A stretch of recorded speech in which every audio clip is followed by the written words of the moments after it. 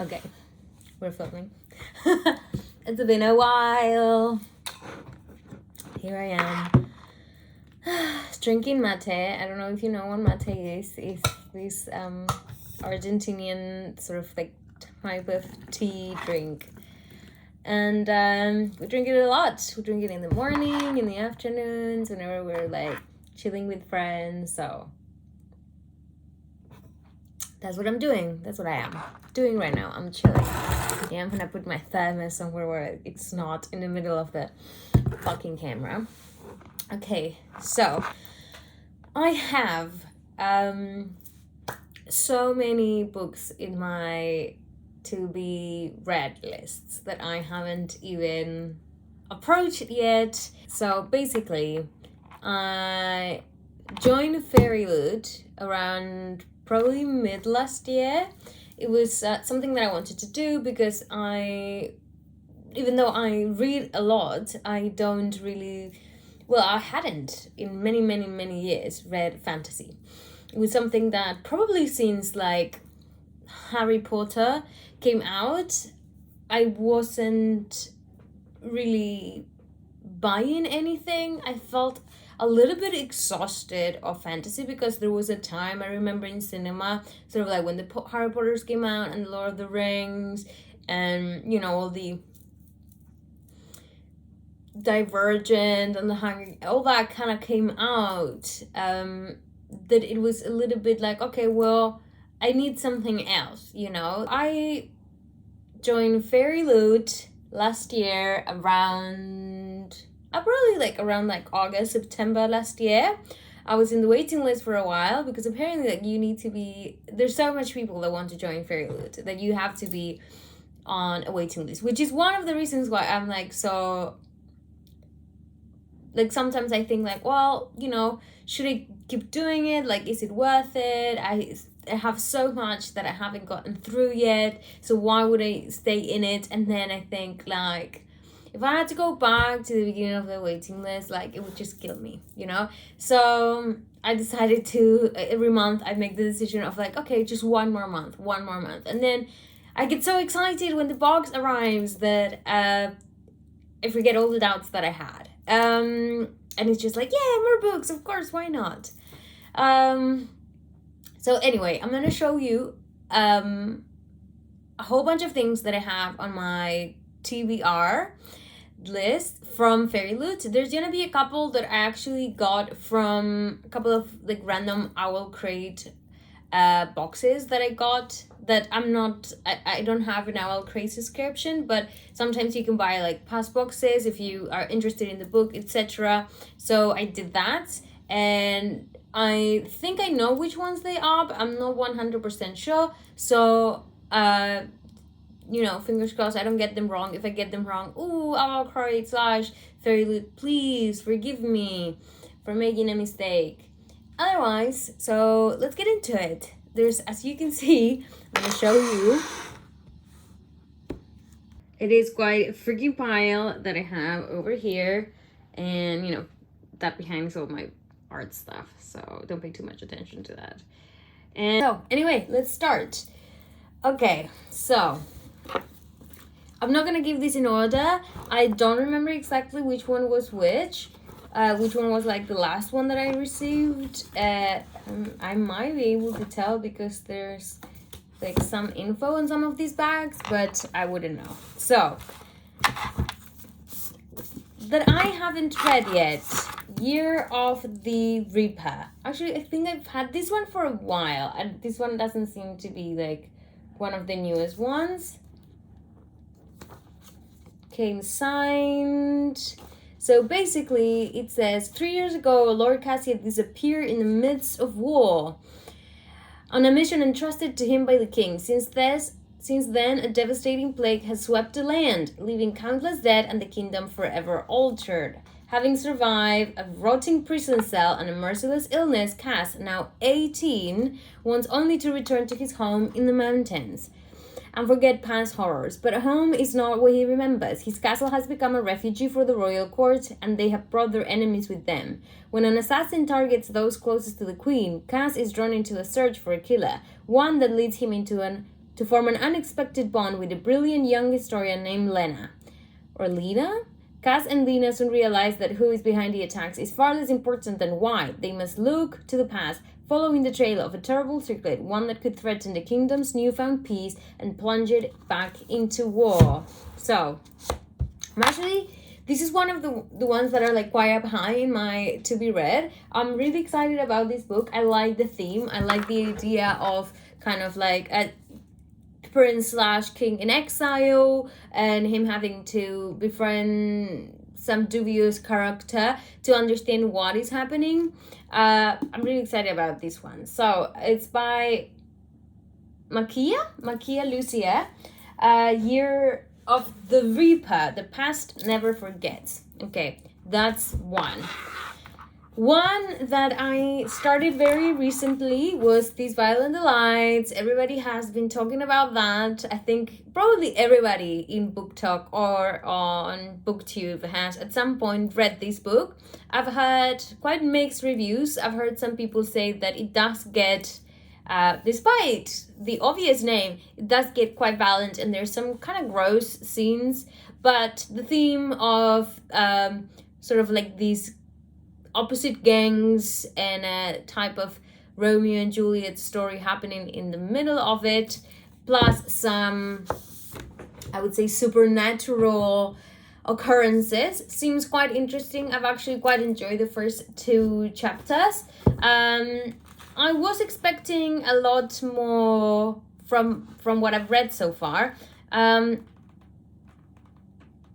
don't know why I thought it was gonna be a lot more of a dark and serious description of events, but I haven't had that yet. It might kind of become that at some point, but so far it's felt very very light. There has been some, already some weird stuff happen, but even the interactions between people who are supposed to be enemies haven't felt that like they have escalated that much yet, so I'm gonna give it some time. I'm gonna see what happens with it, but this is the one that I'm currently reading, These Violent Delights, and this is actually a really beautiful edition because you have the drawing here on the sleeve, and the book is actually golden. I don't know if you can see, but it shines. Look at that. And it has that over there.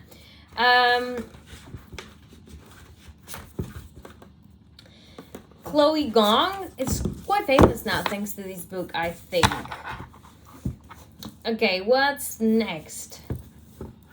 Oh, I'm probably gonna read this one like right after I finish These Violent Delights. Which is The Find the Night. I was going to bring it to my trip back home to Argentina when I visit my family, but I kind of like didn't calculate the way of things very much, and even though it's not too much of a big book, I decided to bring a lighter book because they're still, hard, and it was such a beautiful little thing that I didn't want to ruin it maybe, in the moving all the way there. So this is actually quite interesting. It's about an illness, a sickness that is devastating what I believe kind of like a kingdom, or like I would say a kingdom. And the cure is really hard to find. So it says, out in the wild, apothecary apprentice Tessa Cade is tired of seeing her neighbors suffering, ignored by the unyielding royals. Every night, she and her best friends Wes risk their lives to steal moonflower petals and distribute the elixir to those who need it most. But it's still not enough. As rumors spread that the cure no longer works and sparks of rebellion begin to flare, a particularly cruel act from the king's justice makes Tessa desperate enough to try the impossible, sneaking into the palace. But what she finds on the inside makes her wonder if it's possible to fix Candala without destroying it first. So, The Fight the Night, if anybody, by Bridget Kemmerer. I'm terrible with names, and don't judge me on like being unable to pronounce names, because it's just a little quirk. So this one is also signed. I think pretty much like all the Fairyloot editions or the special editions are signed. It also has a beautiful illustration on the sleeve. Look at that. Look at that. So gorgeous. I feel like it's been long enough since kind of like the worst period of the COVID lockdown here in the UK, that I feel like this wouldn't be such a bummer to read. Because maybe, like, I feel like when COVID kind of happened, like, a lot of people were straight away, like, watching a lot of movies, like Infection or whatever, and I was like, thank you. You know, I feel like already there's so much information of these out there, I just don't feel like I can consume any of that. But now I'm really excited about this book. This is probably right after these Violent Delights that I'm gonna go for. Defy the Night. Okay. Any point now that they're gonna start appearing in camera. What else do we have? What's love got to do with it? Got to do with it? Oh, another purple one. You know what? My partner does not like the color purple. So, you know, I don't have like an amazing place yet to put all my books in like a really nice way. Like I see a lot of people on YouTube have. I do have like a little bookcase here, a little bookcase over there. Like there's all very spread out, and I also share most of my bookcases with my partner, and they have some strange books that don't match these Fairyloot ones. Okay, I don't know what I was saying. I'm sorry, I got distracted. The Stardust Thief. This is a big one. This is quite a big one. I don't know where on the list I would put this yet. I haven't paid that much attention to it. Oh, okay. Inspired by stories from 1001 Nights, The Stardust Thieves weaves the gripping tale of a legendary smuggler, a cowardly prince, and a dangerous quest across the desert to find a magical lamp. Okay, so it's giving me Aladdin vibes. I don't know why, but the whole lamp thing and the thief and the, I guess, like sort of like Arabian theme of it, it's giving me that. I don't have a lot of books of this style. In fact, there's a lot of the Fairyloot books that seem to have been based like on traditional stories. I have a few from like maybe I would say like traditional Japanese or traditional Korean or traditional Chinese legends and stories, and people have kind of built on that. I don't have a lot of idea of that. Like I probably in school, like most that we study in those were like just like the Greek tragedies and maybe some traditional short stories from around the world, but not a lot. So I think it's quite a different thing, and it's something that I don't usually buy out of my own volition. If you wanted, like I probably wouldn't have bought this book if it wasn't, you know, if I was just like going around a bookshop or something like that. It's not something that particularly I would be like, oh my god, I can't wait to read that. But then again, this is exactly why I joined Fairyloot, because I would be shown books that I probably wouldn't buy on my own, and books that maybe I would love, and authors that maybe I would enjoy. I'm very cutthroat though. You know, if I don't like something, like I don't feel the need to lie about it for the sake of a book community. There's many times that there's books that have been praised and I've been like, they've left a bad taste in my mouth. I didn't actually felt that they were worth the hype, and I will say it. I don't care if I get hate for it. Although I do care. Please don't hate me.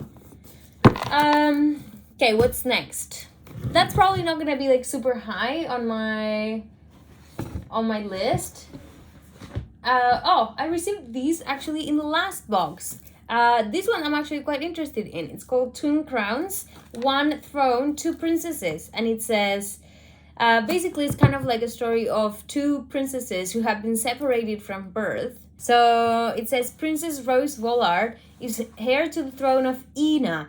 Trained from birth to fear the witches that kill her parents, she will do anything to defend her kingdom. Stolen from the palace at birth, Wren Greenrock is a secret sister no one knows about. She plots to usurp the princess in order to protect the wishes of Ortha, who raised her.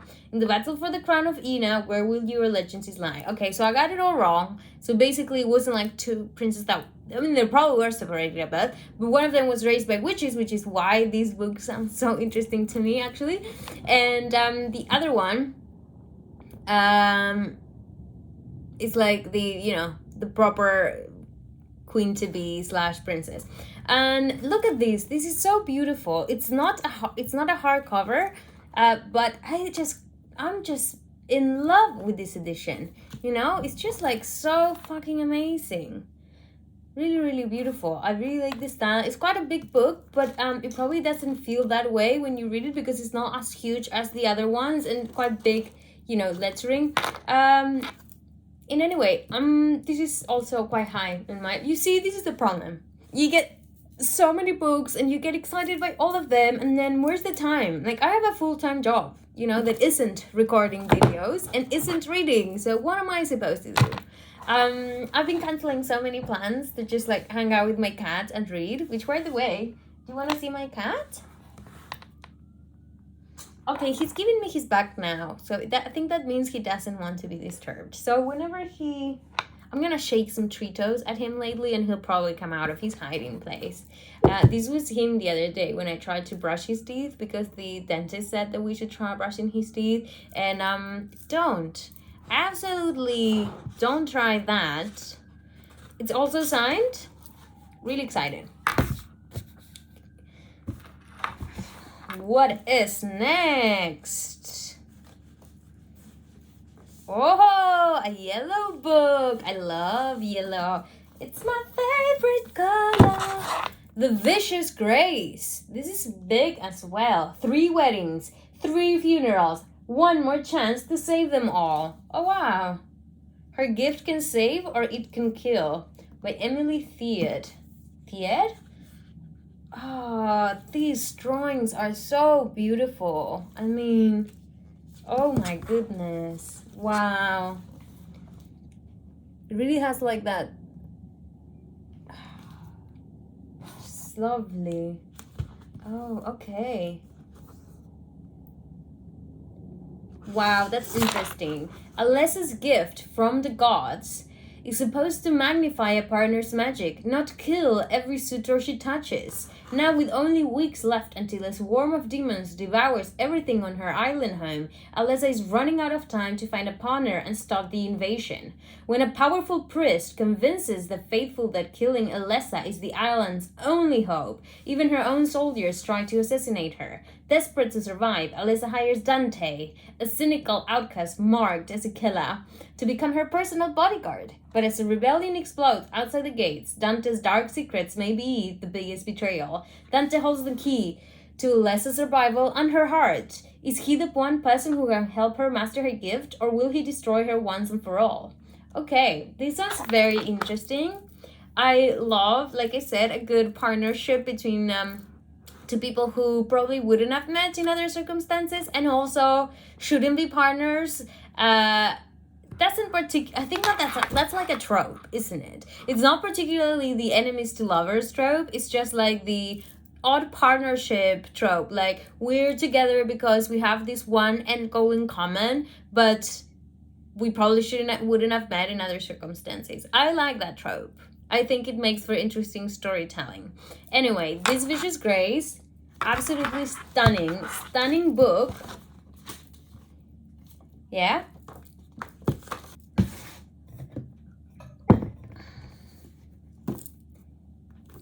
Some smaller ones that I haven't read yet. The Coldest Touch. This is sort of like a vampire high school humorous story, something quite different than you would usually get in these more like drama, science fiction, or like fantasy. But obviously vampires are a part of the fantastic world. But you know what I mean, like 100% fantasy. Like in some medieval town in a world we don't know. This is more like sort of everyday high school / vampire story, sort of like a Twilight with a little bit more of humor, I've heard.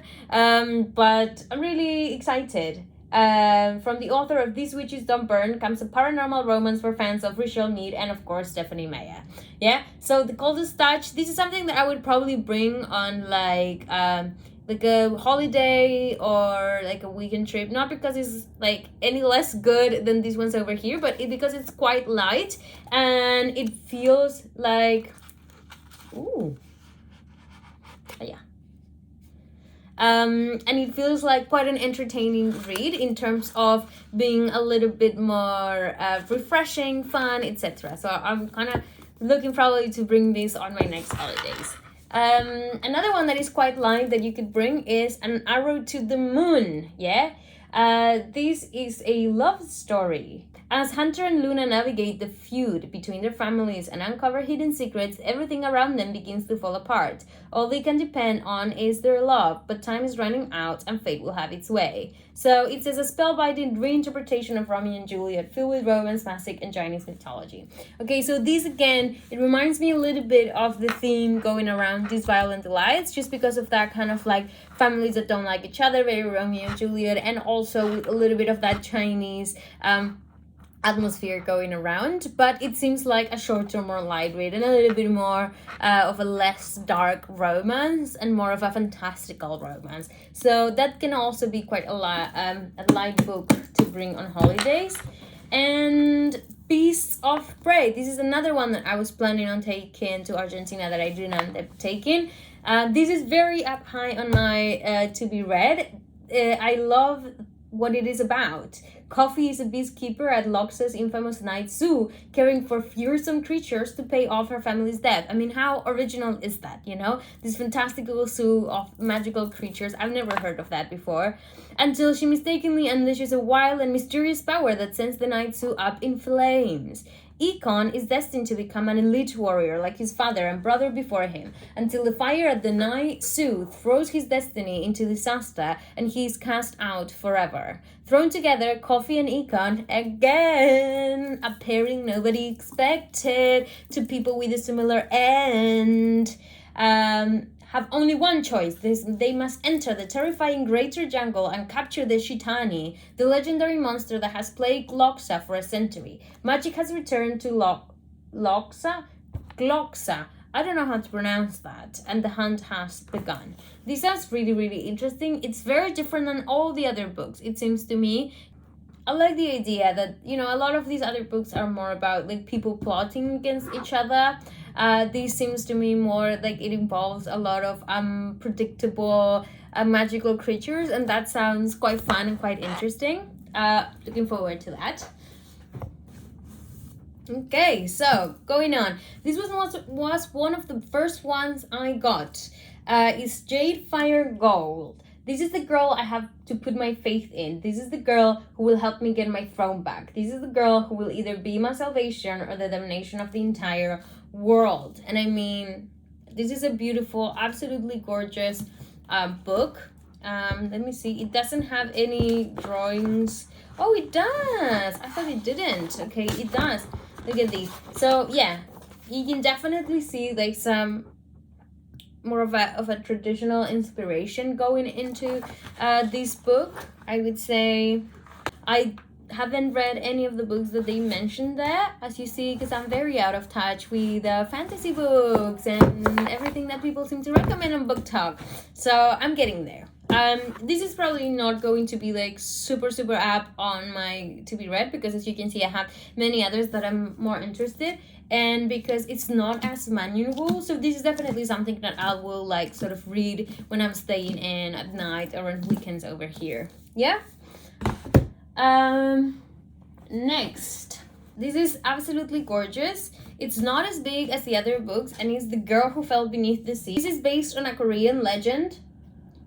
This is perfect for fans of Uprooted and Miyakaze Spirited Away, which are movies that I actually haven't seen. I'm very soon going to start catching up on some of these animations that everybody seems to love so much that I haven't watched yet. So far, I am watching all of the Marvels ones because that's something else that I have never bothered. I've only watched Thor 2, and literally that was the only one that I have watched. So now with my partner, because we got Disney Plus, we decided to kind of like watch everything in the chronological order, not in the order they came out, but in the order that they're, you know, historically they would be, you know, it would make sense to watch them. So animation is next. The girl who fell into the sea, who fell beneath the sea, seems quite an interesting story. I am a little bit afraid because the main character self-sacrifices herself to save I believe her sister, to save somebody. I don't know if her sister, her brother, her sister-in-law, somebody. And you know that there's so many characters in fantasy novels and in these type of books that are very sort of like self-sacrificing, but to the point of annoyance. Like they're very much martyrs. And when you have a character that already starts the story, it's sort of like, I think, was it Katniss in the Hunger Games? I've only watched like half the first movie, so I don't know much, but she was like, oh, you know, I go first, and not my sister, you know, I take me, and you can already tell how a character might be from there on, you know. And I'm not that into martyr type characters. I do like a character that thinks of everybody else when they do things, but when it's just, oh, I have absolutely no care for what happens to me, but what happens with other people, but at the same time you're kind of acting through egotistical needs, is not my favorite topic, which is actually something that happened with the 2 books I did read. Once Upon a Broken Heart, which I've made a video all about it. You can read it. The main character was a little bit like, oh, let me sacrifice myself for the good of everyone else. And it just got tiring after, you know, it happens once, it happens twice, it happens 3 times. The same with Lake's Edge. Lake's Edge is actually a really good gothic novel, like a romance novel. I've made a video about this on my TikTok. I've just opened a TikTok just for books, where just like I say, oh, if you like this, then you should read that, and if this is your aesthetic, and I create like a little recommendation, I would say, board of like, well, if this is what you like, then you'll probably like these other things. And I think Lake's Edge, actually it has 2 signatures. I think that's a mistake, but it came signed twice, my book. Does that make it more valuable? I hope it does.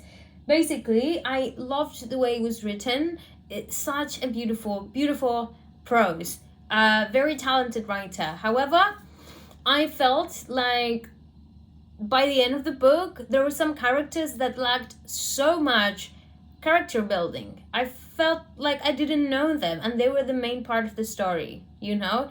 And that disappointed me, because I can see that she's a really good writer. So I didn't understand why she had taken so much time to kind of make people understand the motives behind them and understand the way that they think and the way that they behave. And also the main character is very much a annoying martyr. Other than that, I really recommend it. If you're looking for a very dark, slight gothic romance with very tortured characters, that's what you're in the mood for. That's what you're gonna get with Lake's Edge.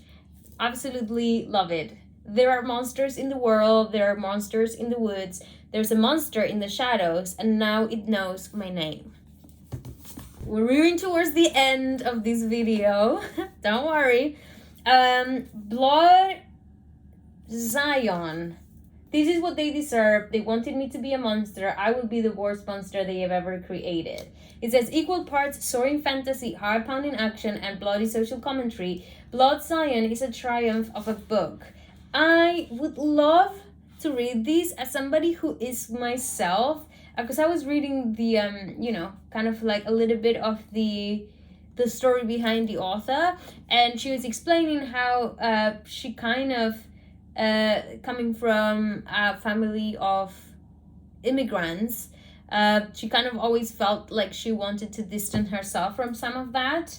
And a lot of this book comes from the realization that you are also that history in your family, and you are also the part of you that maybe you try to put down so that you can be part of this new society that you're joining. I myself, as an immigrant or an expat, like a lot of people say, I feel that way. I feel that there's a lot of my own origins that just doesn't match with the society in which I'm living now, which is the UK. And sometimes to fit in to the society and the standards, like the interactions, the social interactions, the workplace, friendships, etc., like there's so much of my own culture that I need to placate, or that I need to shift or change or minimize in ways. And at the end of the day, it's kind of like, it seems like you lose a part of yourself, but you don't have to, you do sometimes make compromises, but yeah, I think it's a very complex situation. And I would love to read this in a book, somebody that kind of like has drawn that emotion and that feeling and that situation and created something magical and fantastical with it. So Deborah Falaye, I'm sorry if I'm mispronouncing your last name. Last 2 books on the to be read book subscription list. Only a Monster Can Kill a Hero by Vanessa Len. It says, don't forget the rule. No one can know what you are. You must never tell anyone about monsters. So this is a little bit different than I expected. Because this, well, actually, the part that I'm excited about is that this is based in London. It's about a 16-year-old girl, Joan, who is sent to live with her mother's executive family in London, and she takes a job in the historic Holland House, where her super cute co-worker Nick asks her on a date. Then a good Samaritan attempts gone wrong, sends Joan spinning through time, and her life quickly begins to unravel.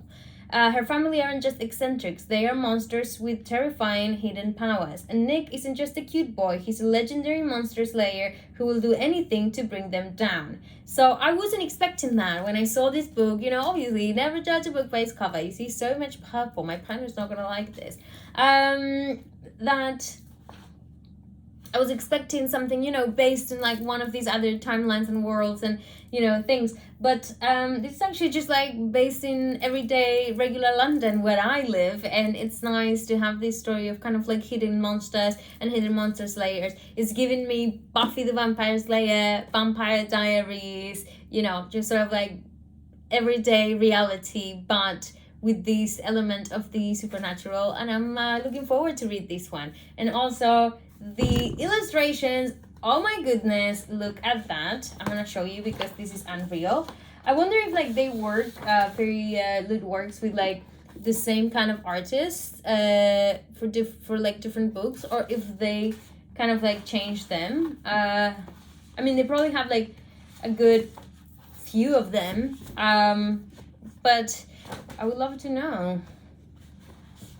Oh wow, look at this. My life in London does not look this fancy. I'm telling you, I don't have like 2 handsome hugs fighting over me like that. I rarely ever wear dresses like that.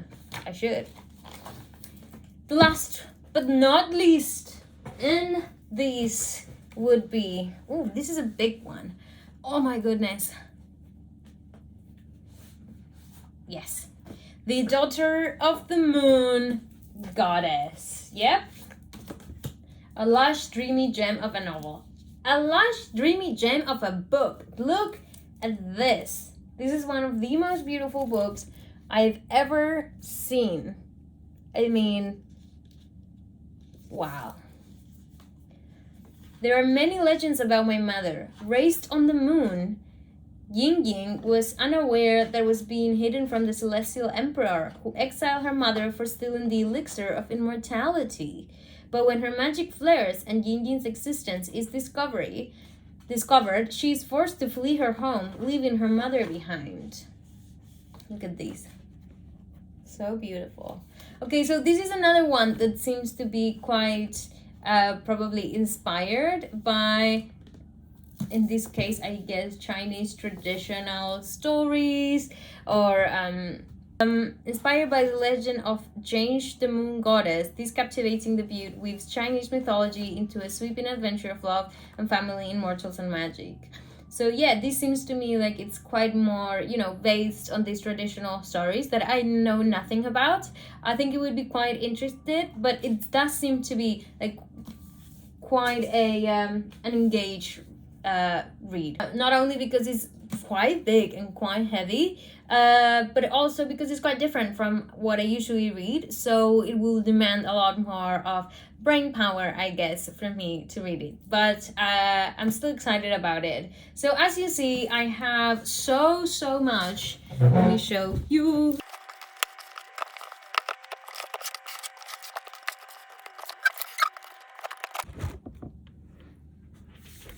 There it goes. Look at all these books. I'm gonna get through them and then I'm gonna tell you what I think. Okay, here we go.